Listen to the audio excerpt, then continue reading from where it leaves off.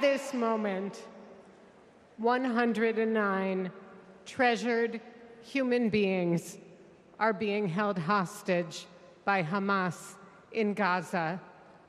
They are Christians, Jews, Muslims, Hindus, and Buddhists. They are from 23 different countries.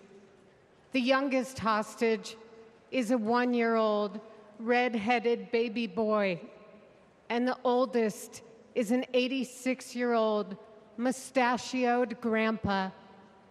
Among the hostages are 8 American citizens. One of those Americans is our only son. His name is Hersh. He's 23 years old. And like Vice President Kamala Harris, Hersh was born in Oakland, California. Hersh is a happy-go-lucky, laid-back, good-humored, respectful, and curious person. He is a civilian. He loves soccer, is wild about music and music festivals, and he has been obsessed with geography and travel since he was a little boy. His bedroom overflows with atlases, globes, maps, and National Geographic magazines. On October 7th, Hersh and his best friend, Honor, went to a music festival in the south of Israel. It was advertised as celebrating peace, love, and unity. They also went to celebrate Hersh's 23rd birthday. As rockets began to fall, Hersh, Honor, and 27 other young festival goers took refuge in a 5-foot by 8-foot bomb shelter. Terrorists began to throw grenades into the shelter. Honor stood in the doorway and repelled 7 of those grenades before the 8th one killed him. Altogether at the Nova Music Festival, 367 young music lovers were killed. This was just one of the many attacks on neighborhoods and communities in southern Israel on that terrible day. In total, 1,200 were killed, including 45 Americans. Hersh's left forearm, his dominant arm, was blown off before he was loaded onto a pickup truck and stolen from his life and me and John into Gaza. And that was 320 days ago. Since then, we live on another planet.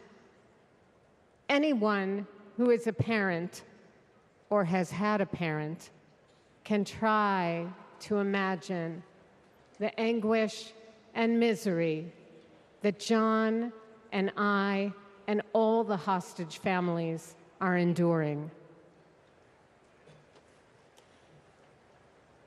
Rachel and I are comforted to be back in our sweet home, Chicago. We were both born and raised here, and our families still live here. This is a political convention, but needing our only son and all of the cherished hostages home is not a political issue. It is a humanitarian issue.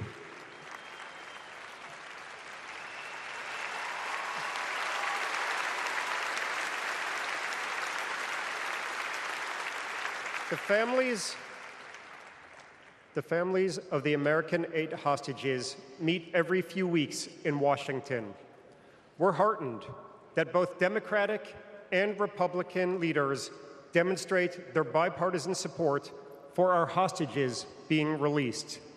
We've met with President Biden and Vice President Harris numerous times at the White House. They're both working tirelessly for a hostage and ceasefire deal that will bring our precious children, mothers, fathers, spouses, grandparents, and grandchildren home, and will stop the despair in Gaza.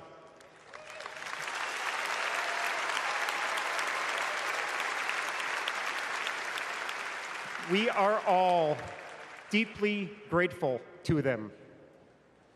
We're also profoundly thankful to you, the millions of people in the United States and all over the world who have been sending love, support, and strength to the hostage families. You've kept us breathing in a world without air.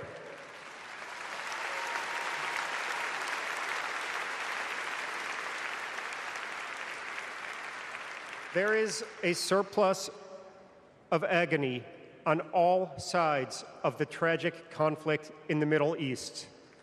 In a competition of pain, there are no winners.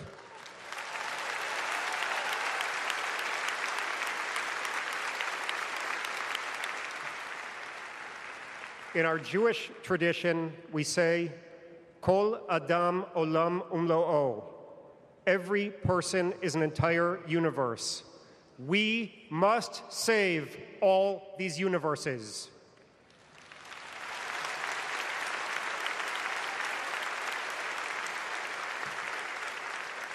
In an inflamed Middle East, we know the one thing that can most immediately release pressure and bring calm to the entire region: a deal that brings this diverse group of 109 hostages home and ends the suffering of the innocent civilians in Gaza.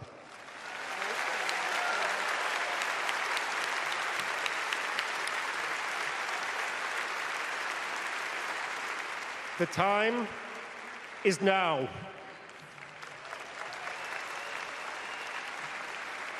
Hersh,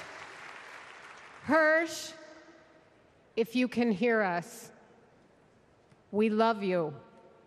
Stay strong. Survive. Bring them home.